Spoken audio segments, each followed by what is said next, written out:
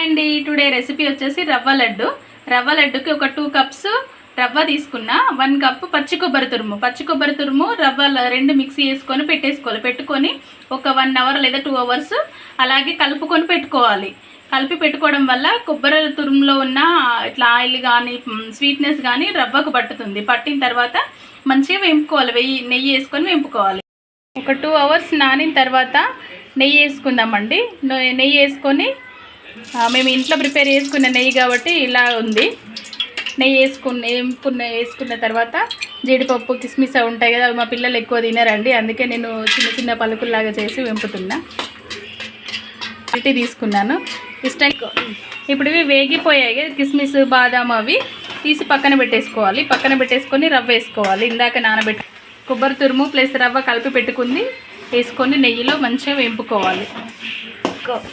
ఇలా మంచిగా కలుపుకోవాలి. బ్రౌన్ ఇట్లా మంచి స్మెల్ వస్తుంది. మంచి స్మెల్ వచ్చేంత వరకు కలుపుతూ ఉండాలి. దాదాపు ఒక 15 మినిట్స్ అట్లా టైం పడుతుంది. ఓకే అండి, ఇప్పుడు మంచిగా వేగిపోయింది. షుగర్ సిరప్ రెడీ చేసుకుందాం. ఇప్పుడు అదే కప్పులో 3 కప్స్ తీసుకున్నాం కదా, ఒక 2 కప్స్ రవ్వ, 1 కప్పు పచ్చి కొబ్బరి తీసుకున్నాం కదా, 3 కప్స్కి 1.5 కప్పు షుగర్ తీసుకోవాలి. అంటే స్వీట్నెస్ ఎక్కువ తినే వాళ్ళు 2 కప్స్ వేసుకోవచ్చు, 1.5 వేసుకుంటే సరిపోద్ది అక్కడికి. ఇప్పుడు ఏ కప్పుతోటి అయితే కొలతలు తీసుకున్నామో అదే కప్పుతోటి ఒక 2 కప్స్ వాటర్ యాడ్ చేయాలండి.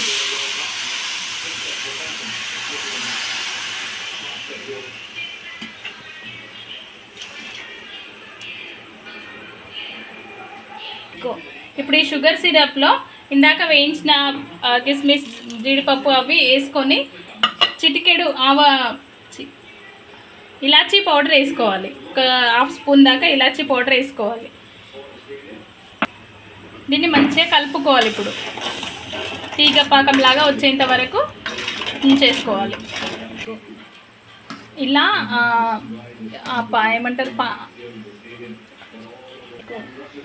ఇలా ఆనకం వచ్చేంత వరకు ఉంచుకోవాలి. మరీ ఎక్కువగా తీగ ఆనకం వచ్చేంత వరకు ఉంచామనుకో, ముదురు ఆనకం వచ్చిందంటే లడ్డూలు గట్టిగా అయిపోతాయి. ఇలా లైట్గా వచ్చిందంటే సరిపోతుంది. ఇప్పుడు మనం ఈ రవ్వ, మనం వేపుకున్న రవ్వను కొబ్బరి దాన్ని వేసి కలిపేసుకుందాం. సన్నని సెగ మీద మంచిగా మెల్లిగా వేసుకుంటూ కలుపుకోవాలి. ఈ ఆనకంలో రవ్వను మంచిగా కలుపుకోవాలి. ఇలాగా గడ్డలు లేకుండా, ఉండలు కాకుండా మంచిగా కలుపుకోవాలి. స్టవ్ ఆపేసుకొని దింపేసి పక్కన పెట్టేసుకొని లడ్డూలు చేసుకోవడమే. ఇక చూడండి, స్మెల్ ఎంత బాగా వస్తుందో, గుమగుమాలాడుతుంది.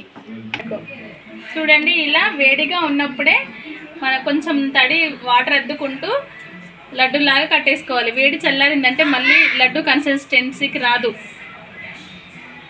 నాకు కట్టడానికి నా చేతులు వేడి ఆపట్లేదు, అందుకే మా ఆయన హెల్ప్ చేస్తున్నాడు.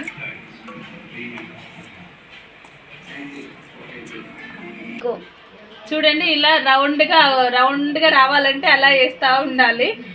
ఈ రవ్వ లడ్డులు పానకం బట్టి అదంతా చేయడం ఒక ప్రాసెస్ అయితే, ఈ లడ్డూలు చేసుకోవడం ఇంకొక ప్రాసెస్. ఎందుకంటే చేతులు వేడిని తట్టుకోగలగాలి. నా చేతులు అయితే తట్టుకోలేవు, మా సార్ హెల్ప్ తీసుకుంటున్నాను.